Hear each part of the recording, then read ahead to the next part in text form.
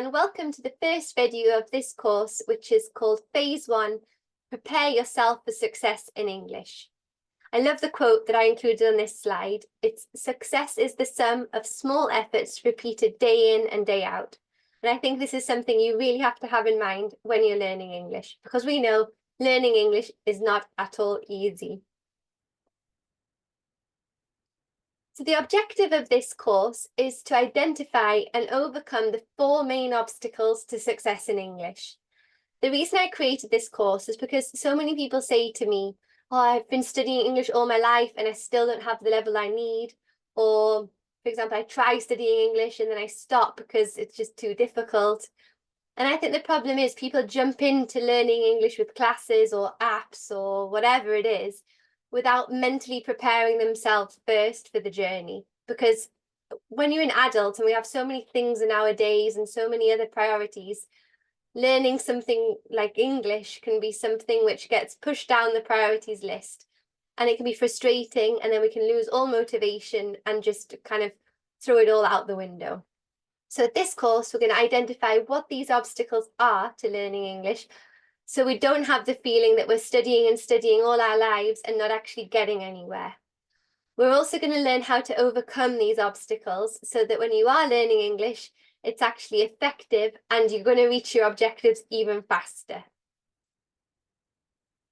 One thing about this course is you're not actually going to learn any English during the course. Well, you may learn some vocabulary from the slides and from what I'm saying, but I'm not actually going to teach you any English. What I'm going to do is just teach you how to prepare yourself to learn English and to be a successful English speaker. So I've put this example of Carlos on this slide because I think that many of you can probably identify with Carlos. So Carlos is a client manager in an international company, and he needs English every day to communicate with international clients and colleagues in meetings and presentations.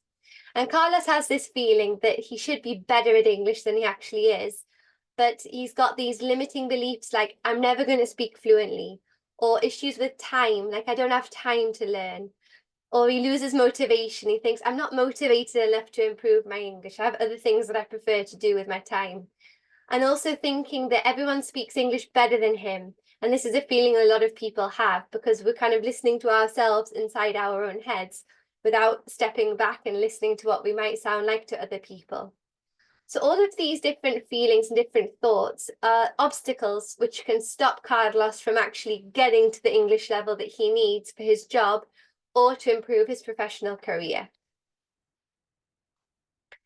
So in my experience over the last 13, 14 years of being an English teacher to Spanish speakers, I found that we can narrow down the obstacles to people being successful in English to 4 main things. The first one are people's limiting beliefs. The second is poor time management. The third is a lack of motivation. And the fourth is a lack of system. So what we're going to learn about in this course is how to overcome these obstacles. And don't worry, there is a light at the end of the tunnel. You're going to learn how to be kind to yourself, how to appreciate how well you're doing with English and not always look at it in such a negative light. We're going to learn how to use your time effectively. So when you are studying English or learning English, I don't really like the word studying. When you are learning English or having English contact time, you're using that time effectively because, let's face it, we don't have a lot of time to dedicate to this kind of thing. We're going to look at how to stay motivated, although we're also going to find that motivation is not the most important thing, but being motivated is very important in terms of not giving up on the way. And finally, how to create your own system so that learning English can be enjoyable and rewarding and something that you have more consistency with. But the first thing I wanted to show you is my commitment to you. My commitment and the commitment of the whole Breezelingo team. So here I like to leave you with a commitment statement to show you that we're going to accompany you along the whole way of this process. So Sam and the Breezelingo team promise to create a friendly and supportive environment to help you improve your English communication skills. We understand the importance of English communication in your professional career, and we pledge to First, create a safe space where you can practice and speak freely. Second, provide help and support based on what you need to succeed. 3, share useful resources to help you improve your English. And 4, encourage you to keep trying and celebrate your progress along the way. And I signed this statement, but I know the whole of the Breezelingo team is also behind this statement. And this is our commitment to you, because we know English learning is not an easy thing, and we want you to know that we're going to be with you the whole way. So this is the end of this first video. I bet you're really excited to get going and to learn how to prepare yourself for success in English. A few activities for you to do first, though. The first thing is to print and sign the personal commitment statement, which is your commitment statement. You have to show that you yourself are committed to this process. There's no point in starting if you're not committed to improving your English for your professional life and to have better opportunities in the future. So you have to show commitment to that. Otherwise, it's really easy just to give up along the way.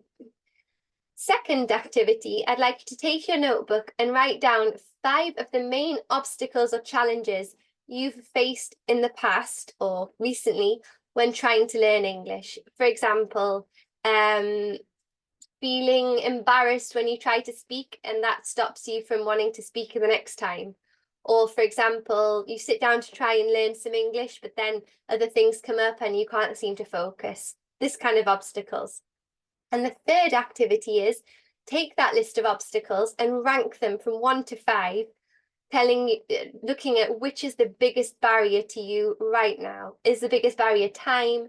Is the biggest barrier motivation? Is the biggest barrier your own limiting beliefs? What are the biggest barriers to you right now? Okay, and then we're going to use these examples in the next parts of the videos and see how we can improve and overcome those obstacles. So let's go get on with these activities, and I'll see you in the next video.